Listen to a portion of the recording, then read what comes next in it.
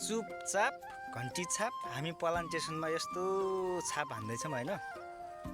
अनि सरकारले चाहिँ कस्तो राम्रो काम गरिरहेको छ के छ साथी भनौँ त। त्यस्ता मुला सरकार त्यस्तो सरकार पनि राम्रो हुन्छ त।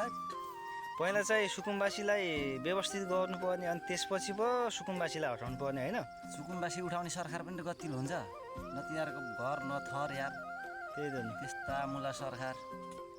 पहिला सुकुम्बासीलाई अलिकति व्यवस्थित गर्नुपर्ने त्यसपछि उठाउनु पर्ने।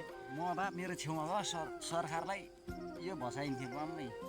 अनि यो पलान स्टेसनमा यस्तो मजासँग भस्काए जस्तो होइन। भस्काए जस्तो भस्काइन्थ्यो। राम्रो लागेन हो मलाई यो सरकार कि आफूलाई राम्रो लाग्यो र साथी। मलाई लागेन राम्रो, ठिक छैन होइन। ठिक छैन। मलाई पनि ठिक लागेन यार। बरु मलाई त हर्क साम्पाङलाई ठिक लाग्यो।